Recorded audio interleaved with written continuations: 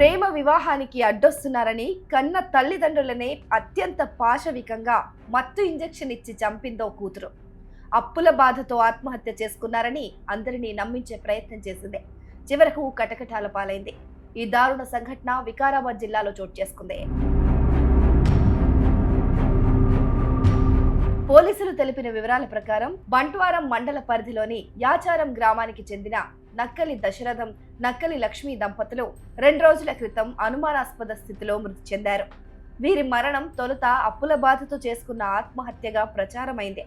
వీరి కొడుకు అశోక్ కూడా తన తల్లిదండ్రులు ఆర్థిక ఇబ్బందులతో తనువు చాలించారని పోలీసులకు ఫిర్యాదు చేశారు.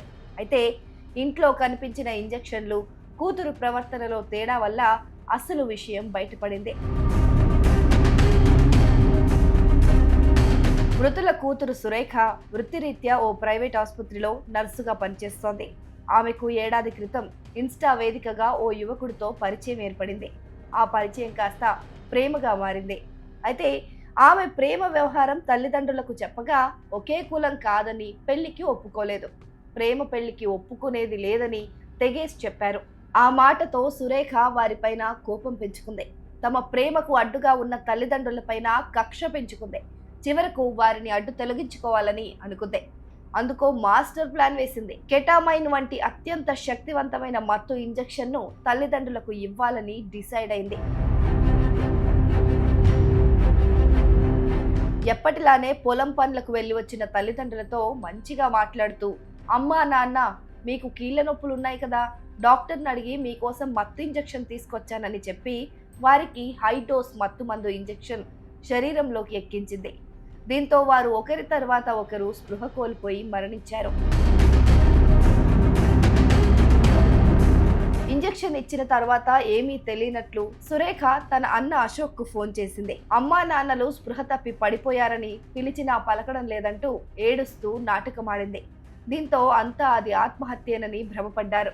కానీ వికారాబాద్ పోలీసులు లోతుగా విచారించగా సురేఖ పొంతనలేని సమాధానాలు చెప్పింది. దీంతో అనుమానం వచ్చి అదుపులోకి తీసుకున్నారు. తర్వాత తమదైన శైలిలో విచారించగా తానే మత్తు ఇంజెక్షన్ ఇచ్చి చంపినట్లు ఆమె అంగీకరించింది. 11 కాల్ వచ్చింది సార్, నాన్న ఫోన్తో వచ్చింది. నన్ను నాన్న అనుకుని మళ్ళీ ఫోన్ పిక్ చేయగానే మా చెల్లి మాట్లాడింది. అమ్మ పడిపోయిందన్న, తొందర రావా అంటే, వస్తున్నారా, ఎందుకు పడిపోయింది అంటే, నాన్న అమ్మ స్పర్శ లేదని అన్నది. అంటే నాకు ఏమైంది అంటే కట్నం వచ్చిందా అని అన్న. మా అమ్మకి కట్నం వస్తుంది అప్పుడప్పుడు. నేను వచ్చేసిన అంతలోపల వచ్చేస్తే కాకకు ఫోన్ చేసినవా అని అన్న. కాక దగ్గర తొందరగా వెళ్ళు, అంత నేను వచ్చే లోపల వస్తారా అని చెప్పింది. ఇంటికి వెళ్ళింది, పోయి తోలుకొని వచ్చింది. తోలుకొని వచ్చే లోపల చిన్నమ్మ చెల్లెలు ఉన్నారు. నేను రుక్తో చూసే లోపల ఏం లేదు సార్, ఇక చనిపోయారు, ఇద్దరు చనిపోయారు. అంతే, నాకు తెలియదు సార్. ఇక నేను ఇట్లా ఎందుకు అయిందని ఊహించలేను అసలు. వాళ్ళు అలా చనిపోరని అనుకున్నాను నేను, కానీ అట్లా ఏమైందని అడిగితే ఏమన్నా నాకే తెలియదు, సడన్గా పడిపోయిందని చెప్పింది. అంతే, వేరేదేం చెప్పలే. నాకు ఎట్లా ఉంటుంది మీ చెల్లెలు ఇంట్లో? అందరూ ఇప్పటికీ నార్మల్గా ఎట్లా ఉంటాం అట్లే ఉంటుంది సార్. కానీ ఆ రోజు వచ్చి నాకు కాల్ చేయలేదు, నేను ఆమెకు కాల్ చేయలేను. అంత 3 days బ్యాక్ ఫోన్ చేసింది, అన్న ఏడును అంటే షాప్ కన్నా ఉన్నారా అని అన్న. అంతే, అందరు బాగున్నారు అంటే అందరు బాగున్నాము అని అన్నారు. నార్మల్గా ఎట్లా మాట్లాడుతాం అట్లనే మాట్లాడినా. అంతే, మీకు ఎప్పుడు లవ్ మ్యారేజ్ అట్లా నాకేం లవ్ మ్యారేజ్ ఇప్పుడు నాకేం అనలేదు. మీకు ఎట్లా అనిపిస్తుంది మీ చెల్లెలు ఇట్లా కేసు దొరికితే, నాయన అమ్మ చంపిన కేసు ఎట్లా అనిపిస్తుంది అంటే ఏం చెప్పాలి సార్. నేను ఎట్లా అసలు ఇప్పుడు ఆమె చేసిందని నాకు ఊహించలేకపోతున్నా సార్ ఇప్పటి వరకు కూడా. ఇంజక్షన్లు ఉన్నాయని డౌట్తో సార్ వాళ్ళు తీసుకెళ్ళారు. అంతే, సార్ వాళ్ళు ఇప్పటి వరకు అయితే ఇన్ఫర్మేషన్ అయితే ఏమి ఇవ్వలేరు సార్ మాకు. ఈ ఘటన స్థానికంగా కలకలం రేపింది. కన్నవారిని కాటికి పంపిన ఈ కిరాతక కూతురు పైన స్థానికులు ఆగ్రహం వ్యక్తం చేస్తున్నారు. ప్రేమ మత్తులో పెంచిన ప్రేమను మర్చిపోయిన సురేఖను కఠినంగా శిక్షించాలని డిమాండ్ చేస్తున్నారు. బంట్వారం మండలము యాచారం గ్రామానికి చెందిన నక్కలి అశోక్ యొక్క ఫిర్యాదు మేరకు ఆ ఫిర్యాదులో తన తల్లిదండ్రులకు అప్పుల బాధ అయిండు అని చెప్పేసి తల్లిదండ్రులు వాళ్ళ ఫాదర్కు గుండెపోటు వచ్చిందని చెప్పేసి గుండెపోటును చూసి వాళ్ళ ఫాదర్ చనిపోయిన దాన్ని చూసి వాళ్ళ భార్య లక్ష్మి అనేట ఆమె కూడా చనిపోయిందని చెప్పేసి ఫిర్యాదు రావడం జరిగింది.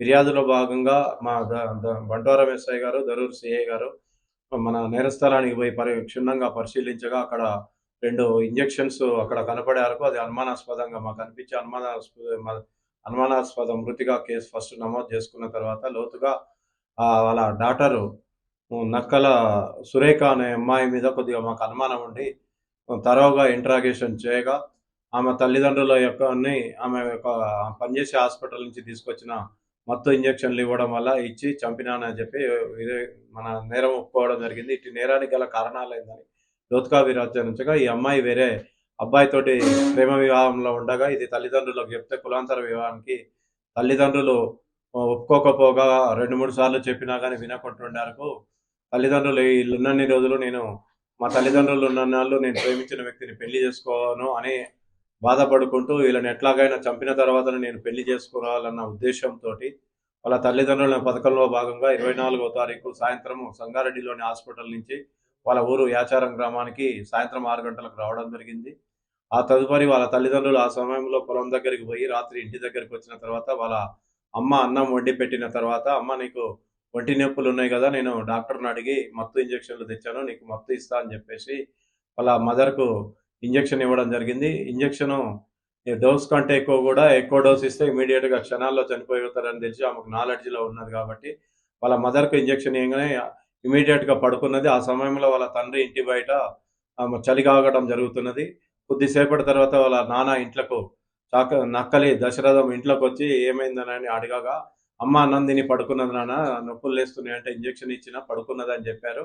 తర్వాత నాన్న నీకు కూడా నడుముల నొప్పులు ఉన్నాయి కదా, నీకు కూడా డాక్టర్ని అడిగి ఇంజెక్షన్ తెచ్చిన అని చెప్పి మా పథకంలో భాగంగా వాళ్ళ నాన్నకు కూడా ఇంజెక్షన్ ఇవ్వడం వల్ల ఇమీడియట్గా చనిపోయి అలా మదర్ మీద పడటం జరిగింది.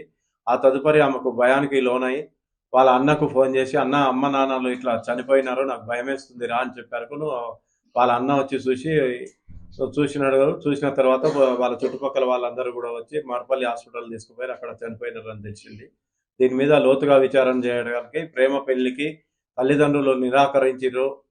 నేను ఎట్లాగైనా పెళ్లి చేసుకోవాలి, అతను లేకపోతే నేను ఉండలేను అని చెప్పేసి వీళ్ళని అడ్డు తొలగించుకుంటే కానీ నా పెళ్లి కాదన్న ఉద్దేశంతో వాళ్ళ తల్లిదండ్రులకు విషప్రయోగం చేసి వాళ్ళని చంపినది.